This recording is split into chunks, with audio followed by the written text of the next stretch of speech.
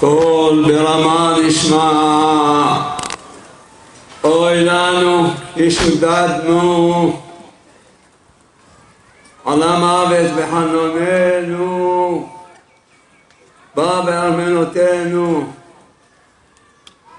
רבותיי, אני לא יודע אם אני ראוי להספיד אדם גדול כזה, גדול בתורה, גדול במעשים, גדול במחזירי בתשובה.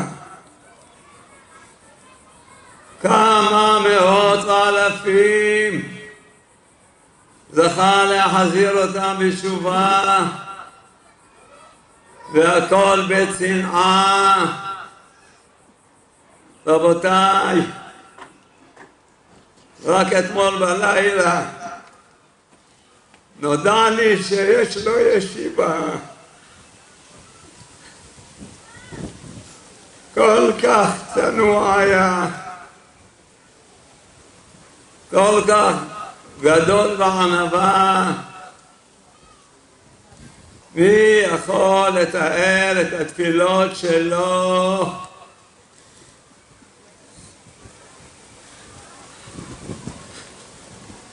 תפילות בערגה,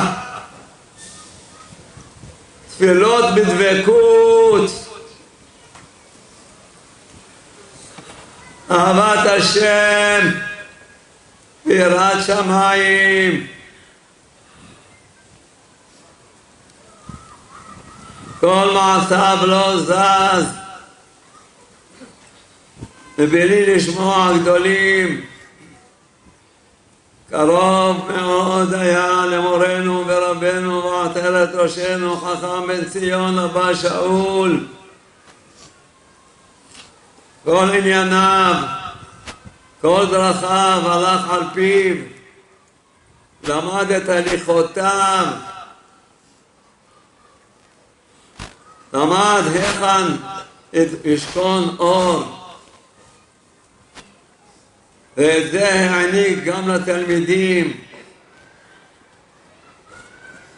כמה שאלות שהיה שואל בצורה של דקיות מאוד, ובזה אתה רואה איפה האדם מונח. וכל זה, רבותיי, בענווה גדולה, לא הראה את עצמו, נתן שיכירו אותו, התהלך כאדם פשוט. שנה היום כי נטו צללי ערב. אוי לנו כי איבדנו את רבי שמעון.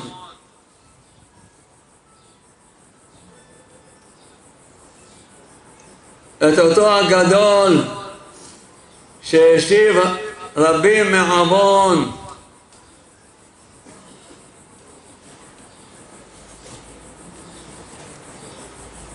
הפסוק אומר, פנחס בן אלעזר בן אהרון הכהן השיב את מחמתי מעל בני ישראל.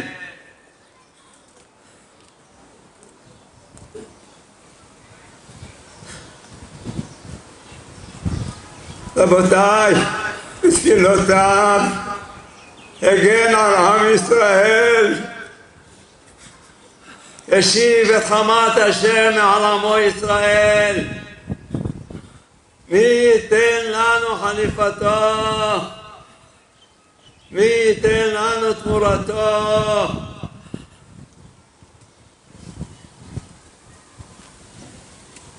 אוי לו לדור שעבד מנהיגו, והכל בצניעות, הכל בענווה, לא נתן שירגישו בו, התהלך כאברך פשוט,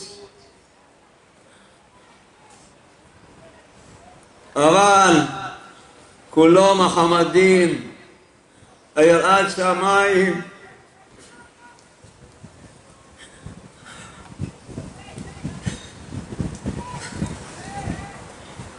המידות הטובות, המידות התרומיות, בענווה ודרך ארץ, באהבת הבריות, באהבת המקום.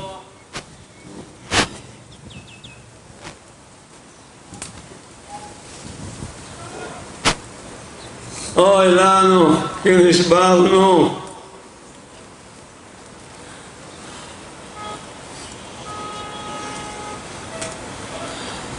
הזוהר הקודש אומר, אם היו יודעים בני אדם כמה גדול המזכה את הרבים, המחזיר בתשובה, היו רודפים כקורא בהרים, דהיינו לרוץ ממקום למקום, בלי יגיעה, לא להרגיש ביגיעה. וזה מה שעשה המנוח עליו השלום. רבים השיב מעוון, רבים הדריך בעבודת השם, רבים מלאכים מלווים אותו. בשעה זו על אותם שהחזיר אותם בתשובה, על אותם שהדריך אותם בדרך עבודת השם, כמה גדול שכרו, מי ייתן לנו תמורתו, מי ייתן לנו חליפתו. לכן כל בית ישראל יבכו את השרפה ששרף השם, שיעמוד בתפילה על אשתו, בניו ובנותיו, חתניו וכלותיו,